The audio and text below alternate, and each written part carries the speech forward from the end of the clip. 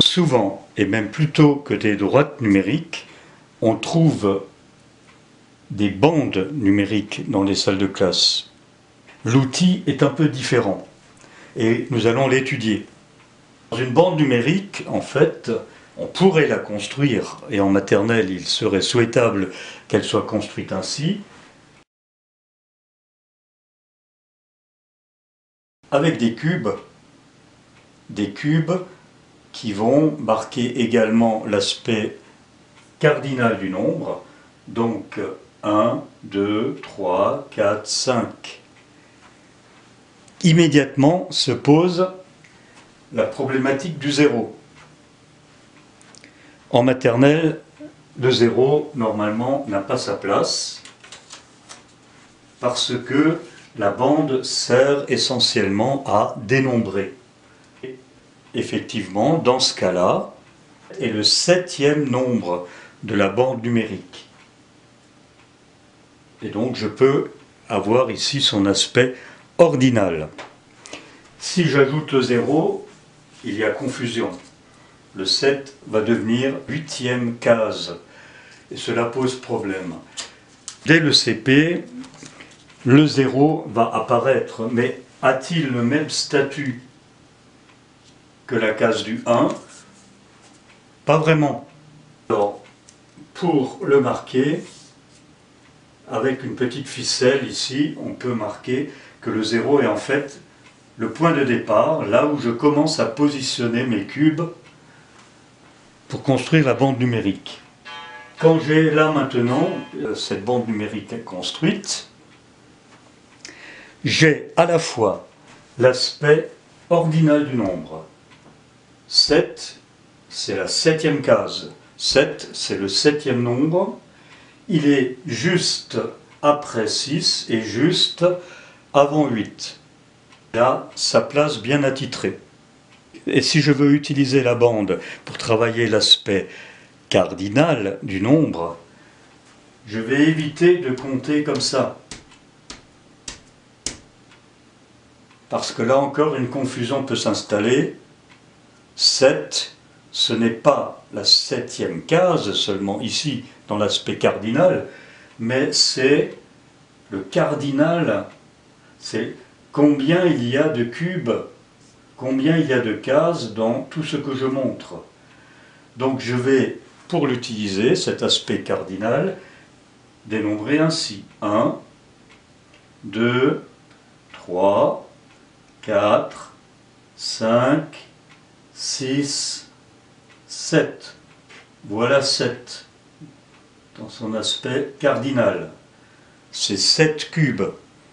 Une autre différence entre la bande numérique et la droite numérique graduée, c'est que clairement, sur la droite numérique graduée, on voit qu'il existe quelque chose entre 8 et 9. Ça sera bien sûr développé au cycle 3. Ici, je ne sais pas trop si le 9 commence là, là ou là. En fait, puisque c'est une histoire de cases.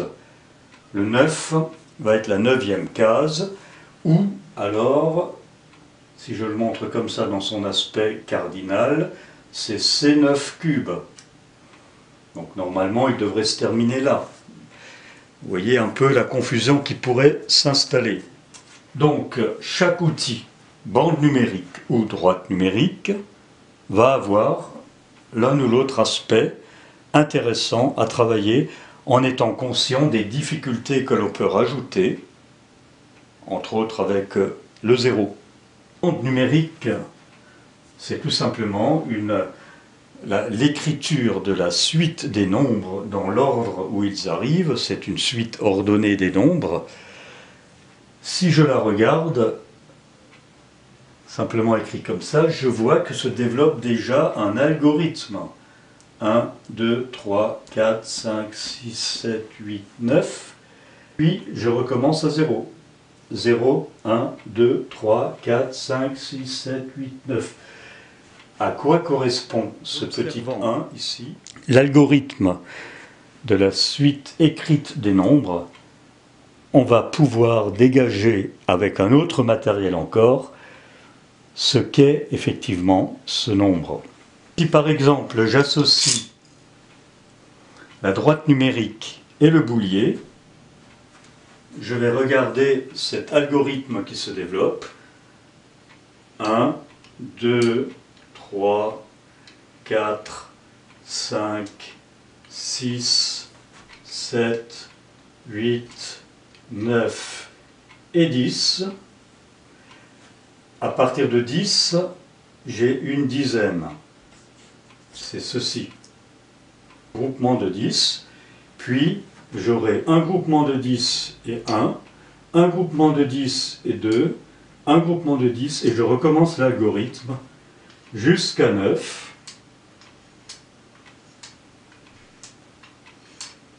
Et arrivé à 9, je vais recommencer. Cette fois-ci, j'aurai 2 dizaines. Donc 2 dizaines, 0 unité, 2 dizaines, 1 unité, 2 dizaines, 2 unités, etc. En associant ces deux types de matériel, on va pouvoir comprendre l'écriture dans la numération décimale de position.